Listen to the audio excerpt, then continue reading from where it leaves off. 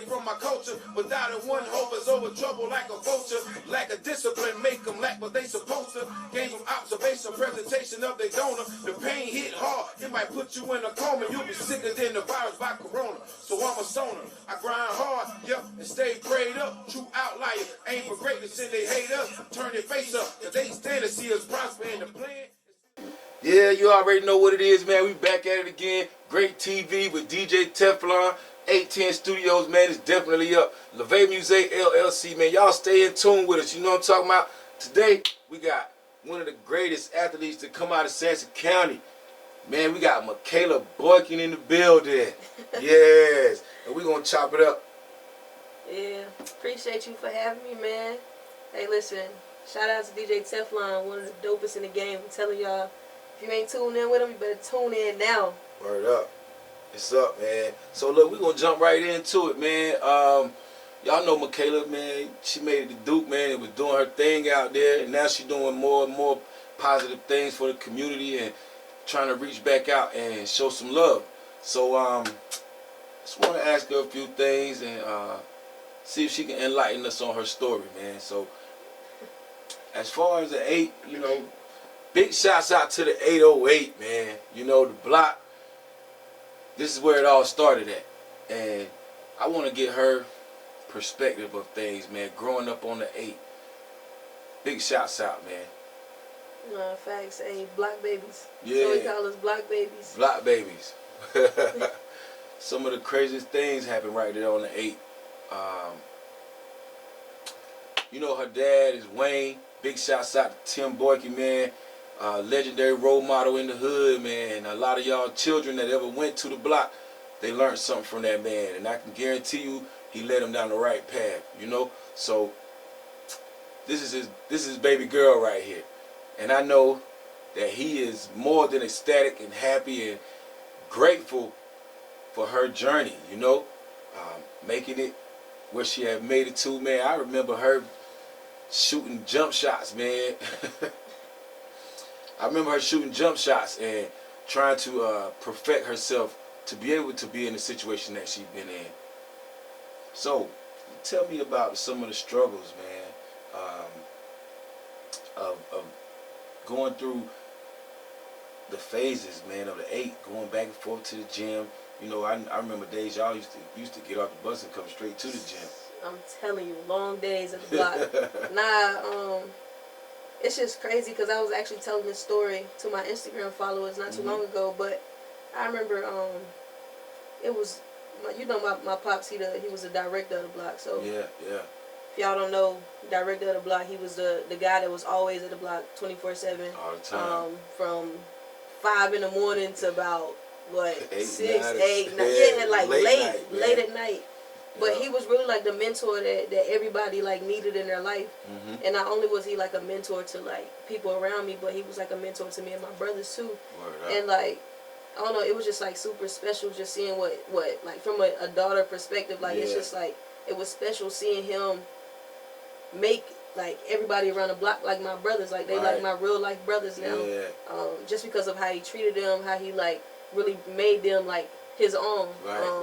A lot of people didn't really have that like father figure in their life, and he kind of just like ended up being at home, away from home to people. Fill that void. Yeah. So like you know, like we would get off the block. He would go to work at 5 o'clock in the morning, and he would bring us with him. And it's been times where when I was super young, I would go there and I would sleep at the baseline. You know, we had the blue joint, the blue background mats on the joint, and I would go in there because I would be so tired. I would go there and lay down and go to sleep just because I was so tired in the morning. But that just tell you like how long we was at the block. Like we was up 5 o'clock in the morning. We little kids. I don't know. It's just crazy. Just Man, like I know that was inspiring though. You know, because even though you were tired, to fall asleep on the baseline and wake up right there, you're looking at this court, you know. I'm watching people play, like grown folks too, like just playing every day. Like every time I go on the block, they're just playing. Like you said, get off the bus in the block. Can't start playing until I do my homework downstairs. Come back up, let them know that I finished all my work, and then boom, we right back at it. Playing again. I'm telling you, like summertime's crucial. We up 5 o'clock in the morning, come back home, riding bikes to the block. And we already, we had country estates over there in the trailer parks. And riding bikes all the way to the block just to play pickup from 2 to 5. Wow. Like, it was constantly, like, going, man. But those are relationships that you really build from being at the block and just, I don't know, finding like your brothers. Like, those are my lifelong brothers now. Yeah, so I could pretty much imagine the bonds, you know, that y'all build playing those pickup games, because, you know, sometimes those games get really intense, you know, and you got your rider right here, he gonna ride with you, you know, especially with competitions and all of that. It's like you really build a bond that's unbreakable on that court, you know. But it's crazy though. It's crazy you say that, because it ain't matter. We were fighting each other. Like, it gets so competitive and we get so passionate about the game that we all fighting each other, and then 2 seconds later we all cool again. It's just crazy how it worked out. Like, we were kids, like super young, but we was really just like passionate and really enjoyed the game and wanted to win. And if they came with a couple arguments, then we were gonna argue, and then as soon as the game over, we squashing it and we going on about so same thing the next day. Yeah, like we right back at it the next day. Yeah, so that built a bond, an unbreakable bond, you know. I remember we played a lot with Gutter. Yeah, I see how y'all had a good bond, and his situation really, like, it really touched you. I seen that. Nah, for sure. Gutter was somebody that was like super like close with me, as far as just like, it wasn't somebody that I like, you know, kicked it with all day, every day, but it was more so we had that relationship where Gutter was coming to the block every single day. Every day. And I'm at the block every single day. Me and Gutter playing 3-point shootout against everybody. It was a time where, for weeks, I wouldn't let nobody else be on my team. I had to have Gutter on my team. I was not playing if Gutter was not on my team. Wow. So when the news dropped, I was at work. I was at the rec department at the Bellamy Center, and I was just working. I saw it on Twitter. And it was like, somebody tweeted, it was like, Gutter died. And I was like, huh? What? So I called my pops, and I was like, yo, what happened to Gutter? And he told me. Soon as he told me, I just hung up the phone. I'm still at work. Wow. I dipped. I just left work. I went straight to the block. It's crazy how everything just come back around. Went straight to the block. As soon as my dad saw me walk through those doors, I just like dropped in his arms, just like, wow, man, I was crying a lot. But then after that, like, you gotta remember, like I said, we seeing each other every single day. Then that happened. I still got a whole season to play. Like, we in season, and this is my senior year. This is my senior season, and I don't know what happened, but probably like 2 games later, I ended up scoring 50 points. And it was just like, it was an amount of threes that I hit. I can't even remember. It was a lot though. It was a lot of threes. Like, for the next couple games, I was so numb. Like, whenever something like traumatic happens in your life, it really do something to you when you on the court. Like, you don't think about anything. Ended up scoring those 50 points and had whatever amount of threes it was. But also, probably a couple games after that, I ended up scoring 60-something points. And before I went out there, I dedicated that game to him. Ended up scoring 2 points a game. Man. Like, it was crazy, man. That's crazy. It was crazy, like, the impact that he made. And it really warmed my heart. Because when I scored that many points, his boys were sitting sideline watching the game. That's what's up. So I know it made him feel good, because I know he's a diehard Duke fan. He's a diehard Duke fan. And I'm a Carolina fan. I love Carolina. I rock with Duke, but I'm a Carolina fan. And me and Gutter I would always have something to say about Duke, because, you know, that's how the Carolina rivalry goes. So I have something to say, and he always he put me up on Kyrie. And Kyrie was in Duke and all that. He knew the statistics. He knew the top players. He was a Duke fan. Yeah, that hard. When I seen that you got in Duke, and I was like, yo, she about to go dumb. She about to go dumb for dog. Yeah. And next thing you know, you dropping points like, yo. I was like, this is crazy. Yeah. This is crazy. It was all crazy how everything just turned 360 like that. Yeah. But now I got some Duke shoes customized. I wore them at the camp. Some Duke shoes customized, and the very first name I put on them shoes, it got on the side, it got Clinton, On another side, he got For the Love of My City. On the inside, he got Hometown Hero. And then on the front of the shoe, it's a cloud. The shoes are clouds. And on the very front, the tip of it, I got Gutter name across it. Oh, wow. And then I got all our other fallen soldiers on the side. Yeah. But like Gutter was one of those ones that was like super like, Yeah. it really did something to me. Like, it really did something to me. So I thought it was super special that I had his name right there in the middle of everything. Right. Yeah, y'all was really connected. Y'all was really connected, man. Because I'm telling you, man, them 3-point shootouts be real intense. Yo, man. I'm telling you. They be real intense. I'm telling you. I'm telling you. Hey, Scream gonna be mad though. Yeah. Scream. Hey. Oh, man. Man. Oh, man. Because Scream really think he's shooting threes. Yeah, he like really think that too. That's a crazy thing. Like, I was at the block the other day and I would make a highlight tape, and it was all Scream was doing the whole game was walking up and down the court. Oh man! So That's you still frequent the block when you're in the hood? Yeah, of course. You gotta go back, man. Of course, That's of a course. strong connection right there. I actually I had some camp shirts and all that. Yeah. I seen a little girl in the block today actually, and I saw her down there shooting and stuff like that. I went down there and greeted her. Then I dipped. Then I was thinking as I was walking to my car, I was like, nah. Ended up going to my car. I got a shirt for her. Took it back in there, and I literally told her, I was like, listen, I was once you. Like, I was the only girl in the block.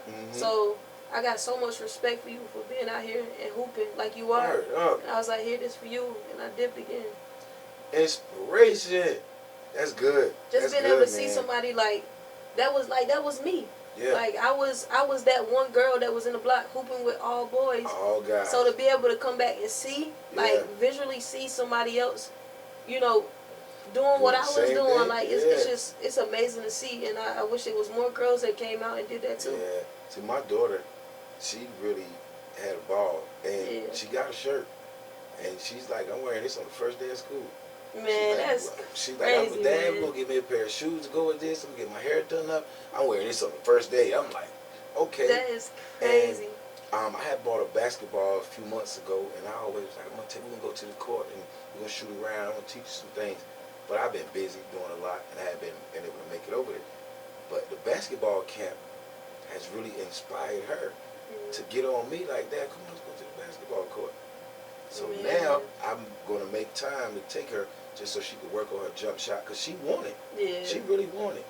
Yeah, I love that, man. Yesterday, I mean, the basketball camp, just putting her out there with all these other children, and now you got to understand everything that you gave these children.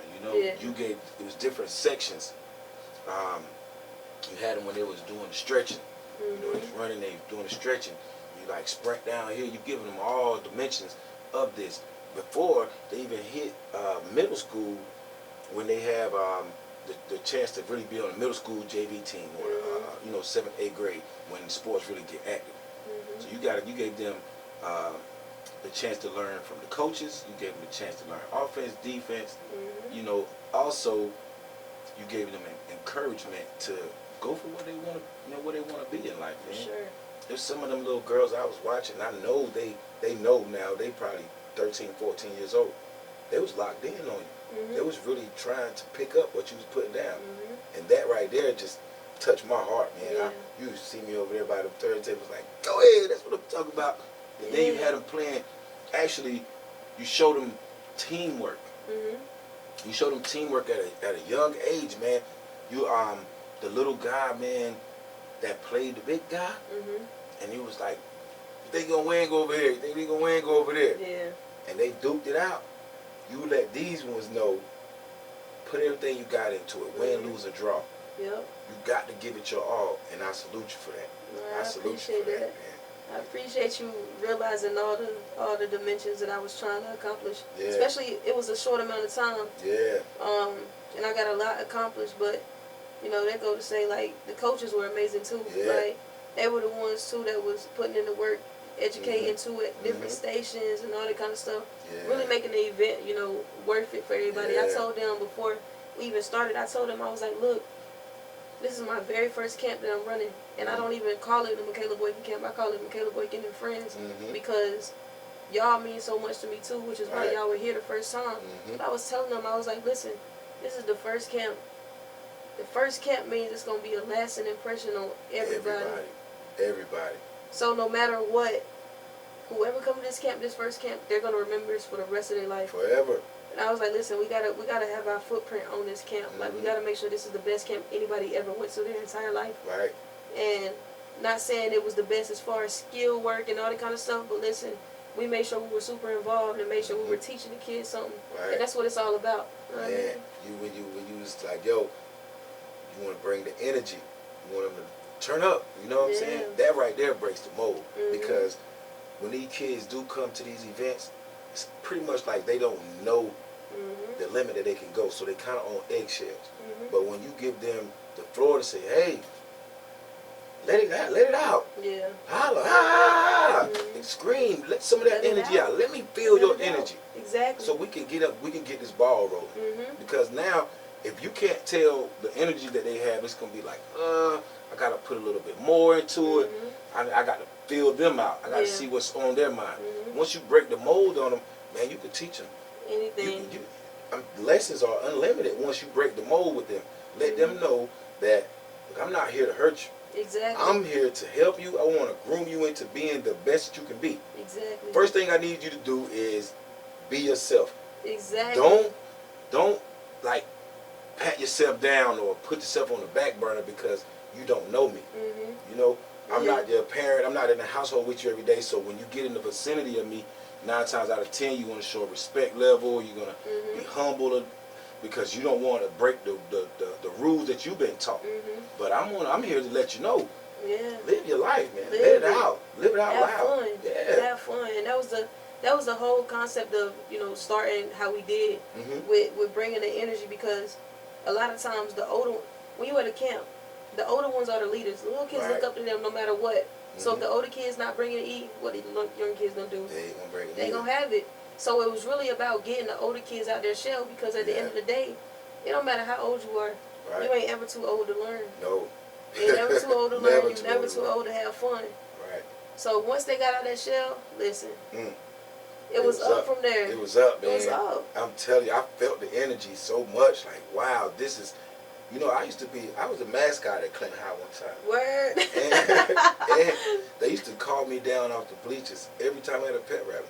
Yeah. Every time we had a pep rally, I danced to the heel toe, the Harlem Shake. I used to dance real heavy.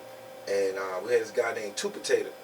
He used to be in the band, and he would always play the drum. And they would always, every pep rally, Mr. Coach Spell would be like, Antoine, you know what it is, come on down here. I go down the bleachers, I get down there and start dancing and hype the crowd up. So me being there in that gym at the moment where you got a basketball camp, all of this is legendary to me. Something that the city ain't had. I got a whole company now, a DJ company. Back then, Mr. Bell kicked me out of school. I was I was in the streets, I was doing a lot. To be able to be in that gym and push my business, it made me reflect on all the things that I came through, you know, and it made me, I feel like just by me being there, I was able to inspire some of them kids. You were. You know, so you were. It's not a price you put on that. Yeah, and you know what I'm saying? Crazy thing is, I don't know if you know what I named the weekend, because you know I did events both days, and I call it the It's Bigger Than Me weekend. Oh man. So what I do the first day on Saturday, it was a Saturday, I did a back to school drive. Right. And it was my first annual back to school drive too. And it was just being able to give people hope. Like I said, like that you have people who, you know, yes, you do something big in your city, you go off somewhere and still doing, you know, bigger things, and you can come back and get stuff from them because they want to help you. They want to see you grow. They want to see you become, you know, somebody successful too. Yeah, successful. And that's why I named it It's Bigger Than Me, because no matter what I do in life, if I'm not giving back to my community and showing them the ropes and giving them the guidance that I had whenever I was coming up, then what's my purpose? You know what I mean? Like, that's real. I have a bigger purpose in life, and since I've been going through my injuries and stuff like that, it's been, my purpose has been more, the light has been shining more on my purpose, and my purpose is to help others the way that I wanted to be helped when I was coming up from the block. You know what I mean? Like, to being able to have, like, NBA friends, being able to have WNBA friends, people that own companies that's worth billions of dollars. Yeah, like Fortune 500. that's something that you can't put like you can't. I can't really express like I want people to be able to see that and get that same experience that I got. You know what I mean? So yeah. See, that's a journey right there, and to be able to take all of the good from it and be willing to instill it into the next generation, I think that's a blessing by itself. And that's another way to break generational curses.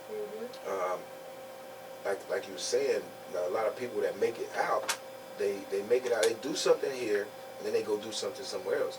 But in your hometown, you have a lot of people that know you. They idolize you. They look up to you for being successful and doing the things that you set out to do, reaching your goals and stuff like that. So to come back and try to direct their lives in a positive manner, man, that has to be like a blessing, a blessing that's only ordained by God. Yeah. You know? No, for sure. Because we come from, like, a lot of kids they come from broken homes that ended up right there at the gym. They end up right here on these streets. They come from broken homes and they don't have a lot of direction. They don't have people that's willing to break their story down and pick out all the mistakes that they made and then come back and say, look, this is what you need to do. You don't need to do this because I've done it before and it didn't get me nowhere. Yeah. But when you flip the story and you can show them the things that held you back versus the things that help you succeed, they give them a very clear understanding. You know. No, for sure. And I think to that point, like I was telling the story again. Like I said, I always tell my story because it's just I feel like it's a very powerful story. Yeah. And to be able to do that, I say that it takes a lot of character and discipline to be able to be in a situation that I was in and still find a way to maneuver out of that situation to make something better. Right. Like for instance, it was one day, my pops, you know, he run the block, whatever. One day he took me outside, and normally we run 2 miles around the track, and that's how we warm up before we start doing stuff. One day he took me out to the track. He was like, "Come here." I was like, "I know where you finna go run now. I'm chilling. I'm in the block now." We go outside, and we stand kind of in the corner by where the White House is, like the other track. We stand in a little corner right there. And he was like, I saw all my friends out there, like just chilling, hanging out, having fun, doing stuff they ain't supposed to be doing. And I'm sitting here looking at this stuff. I'm looking at it. He was like, "All right, you got a decision. Either you want to be right here, meaning running those 2 miles, or you want to be out there." In that moment, he made me make a decision of what I wanted to do with my life. And I chose to stay on that track and run 2 miles while I watched my friends play around. And that was the separation between having that character and discipline that I was talking about. So having that mentor right there was something that I want to be to others. You know what I mean? Like, we talk about, you know, doing big things. One of the biggest things that I want to do, and I'm going to do, is have a non-profit organization that allows me and others to be a mentor to those who come from, you know, broken homes, underserved population, like just like, you know, come from the struggle. Give them the opportunity to be able to help them, give guidance, steer them in the right direction, help them see things that they've never seen before.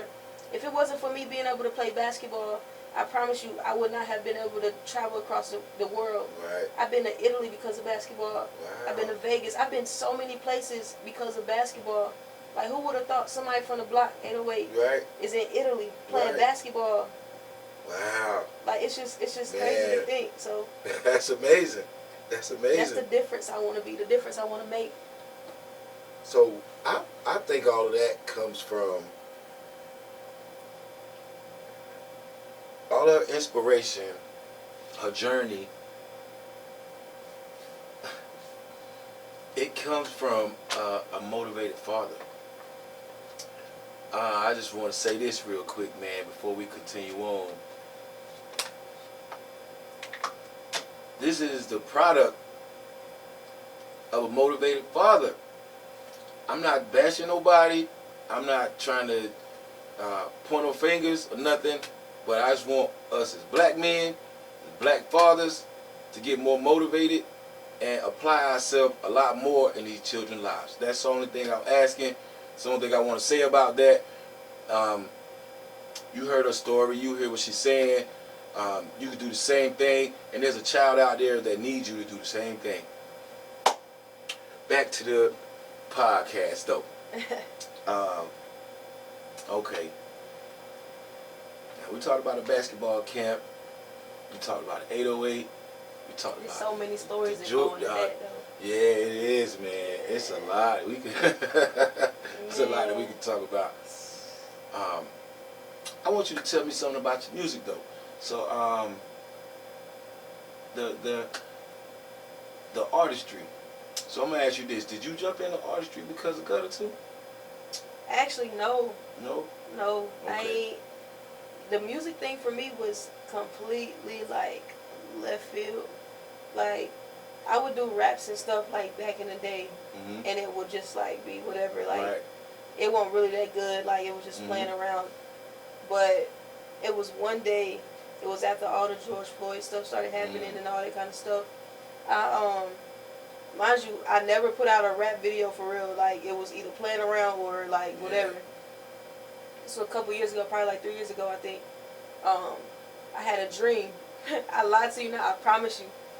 I really hate telling this story sometimes because it's just like, it's unbelievable. Like, people don't believe it. Right. But I had a dream, and at the time I was because me and my folks had moved, so I'm in like the living room, but like I'm on the air mattress because like I don't really have a room right now because they moved and they whatever. Yeah, yeah. So I'm and it's like give you a little layout. It's air mattress. I got my stuff on the air mattress. Then boom, it's like the windows and the lights peek out. But so what happened was, in this dream, it was probably like 3 o'clock in the morning. I lied to you not. I'm in a studio with J. Cole, and he's feeding me all these lyrics, and I'm like, in a dream, I'm like, yo, this hard. Yeah. Like, this hard. Like, J. Cole really rapping to me. That's what I'm thinking in my dream. I wake up. I'm mad the dream over with because I'm like, yo, I'm just in the studio with Cole. Like he's my favorite artist all time. Yeah. So I'm in the studio with him. I'm like, yo, why I wake up from this dream? But I was like, nah, let me write this down. Right. Why I got it in my head, so I started writing the stuff down. I'm trying to jot it down real quick. I'm scribbling everything. Of course, I had to put my own fillers in there and stuff like that because I can't remember anything. And the very next day, I put it out as a freestyle. I can't remember what beat I freestyled over. I think it was some Nas beat for real. But I started it off because my mom came in there and she opened up the blinds, and when she opened up the blinds, the sun hit me. So after I wrote it down, I put it out, put the freestyle out. I recorded it in my car, my Honda Sonata. That's what I'm telling you. That's where all the dreams come true right here. But I put it in my car. I mean, I freestyled in my car, and from there, I put it out. It was my very first freestyle I put out. From there, I had everybody comment on it. It was blowing up, blowing up. Then I look at the comment, say Ninth Wonder, one of the comment. So I'm like, hold up now. Ninth just commenting on my joint. Word up. And you know, Ninth, he a big Duke fan. Like, oh, he Duke fan? Yeah, he a Duke fan. But Nolan, I think Nolan Smith sent it to him. Because me and Nolan, we were pretty good friends. He sent it to him. And then from there, 6 months later, one of my other good friends, she was doing this program called, well, she was a part of this program called Unlock Her Potential. And it was pretty much a mentor program where you had people like Ninth, you had people like, there was a lot of people for real. I can't even remember, like Def Jam Records. It was so many people. Wow. And I applied to be Ninth's mentee. But with this application, it was probably, the deadline was coming up. You had to have like a 500-word essay. I ain't got time to do it, so I really just started like putting something in there. Ninth told me, it was like, I saw your name and I was like, yo, got him. Text me, he was like, what's good, mentee? And I was like, yo, word, crazy. Yo, Ninth Wonder, my mentor. Ninth Wonder was at the Dreamville. I went to the Dreamville. This year was the 50th year of hip hop. This is the 50th anniversary of hip hop. So they had a seminar that Friday. J. Cole had it where it was free at the Contemporary Arts Museum in Raleigh. So this is what I was originally supposed to do. I wasn't supposed to go to Dreamsville. I was supposed to go to the museum that Friday.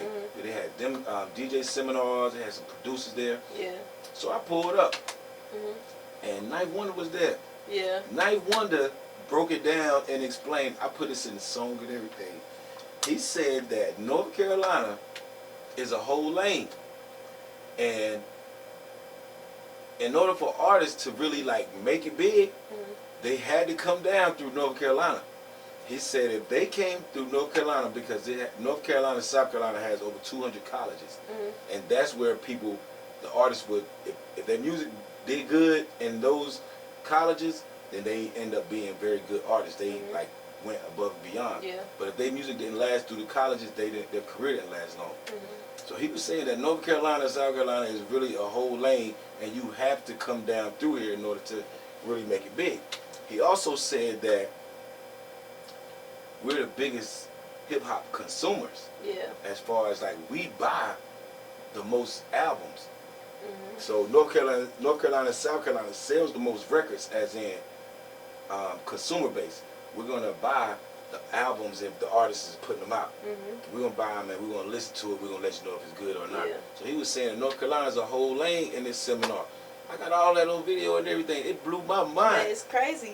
Hey, the crazier part is, before I was doing the music, yo, I was in 9th class at Duke. He was my professor. Before he became my mentor, he was my professor. I lie to you not, and I'm not gonna lie to you, I wasn't into music like that. Like, so at that time, I'm just cruising through class. Like, the class is interesting, don't get me wrong. Like, I'm enjoying it, but I'm not really like building that relationship with Ninth, because it's just like, I ain't really into music, but like Ninth, he's super cool. Yeah. Then I look back on it and I'm like, yo, I wish I was paying attention, like for real in class, man. Like the stuff he was teaching and all that kind of stuff. Like, yes, I was tuned into it. Like, I was a good student. Yeah. But being able to, you know, turn the knob a little bit more to like actually get the nitty gritty of everything. Like, I wish I would have did that, but it's just crazy how everything, you know, came full circle. Like, oh, that's what's up. I never would have thought that. Big shouts out to Knife Wonder, man, for real. You know, when he came on stage and everybody was talking about like he one of the biggest producers, I'm like, yo, he made these for Jay-Z, man. They're like, are you kidding? Knife Wonder is major. He's tough. And I always wanted to be in that category. So when they did the seminar, I wanted to go so I could like learn more about DJing. I had just started school for audio engineering, so I wanted to go and I wanted to learn more about producing. I wanted to meet some people. They did a Zoom call with Timberland. Yeah. And he broke down some things. They had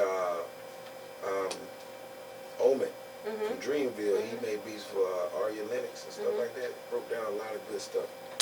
And it kind of like really inspired me to be the best that I can be with this music, because it's no limits to it. Yeah. There's no limits to it. And man, when I tell you the culture itself is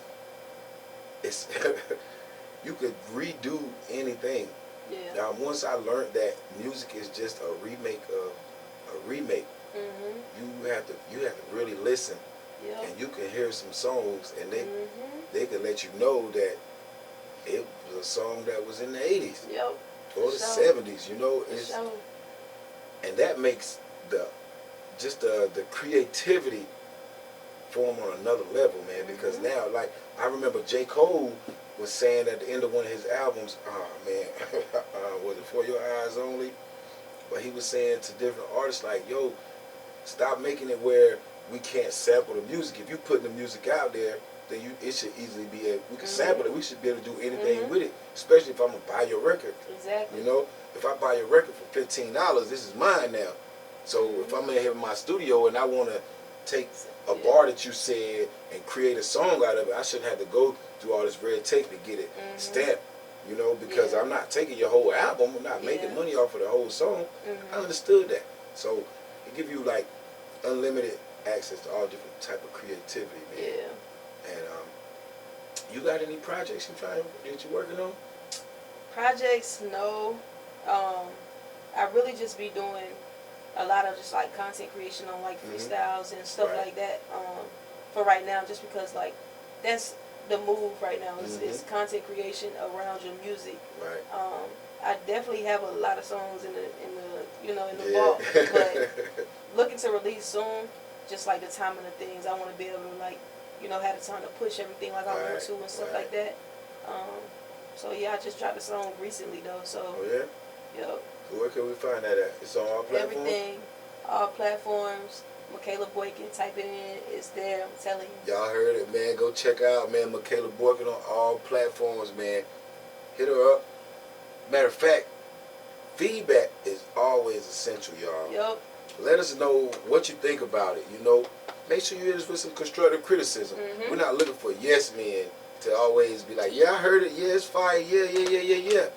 I want you to tell me what you like, what you didn't like. Comment on it, share it, and put your thoughts on it. Yep. Right on her page. You know what I'm saying? Hit her up on Instagram. Tweet about it. Get active with her. You know what I'm saying? She's definitely a problem, y'all. I'm telling you. We was at the camp Sunday. She was talking to the kids. The kids was like, rap. No, for real, yeah. It was like, rap. What time? Rap. So, we just trying to create a lane and do 100 in it, I can't say that it's not too many conscious rappers that's rapping about the struggle and trying to make ways to overcome it, inspiring, encouraging. I can tell you that she got them bars for you. So, before we get up out of here, you got something you want to drop for us? Yeah, of course. Man, it's getting better and better. So we're going to jump right into it, man. Get it. Let's go, man. Turn up. We got Mikayla Boykin live. Great TV, man. Bars. Shout out to Greenery. My boy.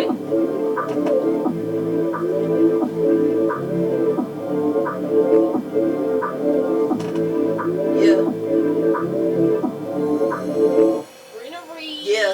Never thought the pressure would get the pleasure to catch up to me. But yeah, it kind of threw me for a loop, I say. And as a youth, I always dream of whipping coops one day. I got a feeling when I do it, it feel like shooting hoops, okay? But see, my Honda working miracles for now. I'm driving back and forth to share my lyricals. Being brutally honest, I always promise myself loyalty over dishonest. No matter what, I'm always keeping my promise, you see. It's hard to trust people cause envy and greed, enemies always turn out to be no friend you conceive. That's on me. Shame on me for easily being naive. Putting my eggs into a basket, wearing my heart on my sleeve. I never pick and choose. It takes a different breed to walk in my shoes. And give it mile to you just times by two. You see, there's levels to this. I ain't got nothing to lose. I'd rather conversate alone and chop it up with buffoons. Over the years, I had to make executive decisions. And a couple people in my inner circle just impeded my vision. Bounce back, always strong. I learned the weather conditions. So my circle only shrunk when I applied the division. They told me, K, I think your hunger gone. I told them, nah, I'm starving for this. I'm in y'all ashes like a woman's stone. I won't be long. I'm here to break the net like me along and make my presence felt just like your mama's belt. The only ex I will address be at the bottom of papers from conversating with majors, but non-disclosure, From small towns to big dreams, it's like a lot to explode. That's why I'm stepping on y'all heavy like a mat of the dough. Mikayla Boykin. Yeah. Bars, man. Yeah. Yo, that's a good way to set Great TV off right here. Oh, yeah. Oh, man. Whoever next up, make sure you got your bars up. I'm telling you, man. She set the bar high with this one, man. Big shouts out to her. You feel me? Oh, man. Miss Tamika. Did you hear that? Yes, I God. Oh, man. She said, I want to make sure my presence felt like your mama belt. You hear me? Tamika. She came in and dropped the bars, man. I'm loving that, man. I'm loving that. So, look, y'all. We got Mikayla Boykin, man. Y'all chime in. Hit her up on Twitter, Facebook, Instagram, Snapchat, man. TikTok, man. She's out here. She's active. You know what I'm talking about? Be sure to hit her on iTunes, man. Go check out some of that music, man. She on all platforms. Man, Lonely Nights, man. Check her out, man. She up next. Big shouts out to the 808, man. Wayne, I see you, man. Never forget you, bro. Big shouts out to you. You dig? Really? Miss Tamika, Big shouts out to 810 Studios, man. And y'all stay tuned. Every Wednesday, right here, 8 o'clock, man. It's going down. Stay tuned. Chime in. Tell a friend to tell a friend. It's up and it's stuck. We out of here. Let's get it. Thank you very much. Huh? I'm just so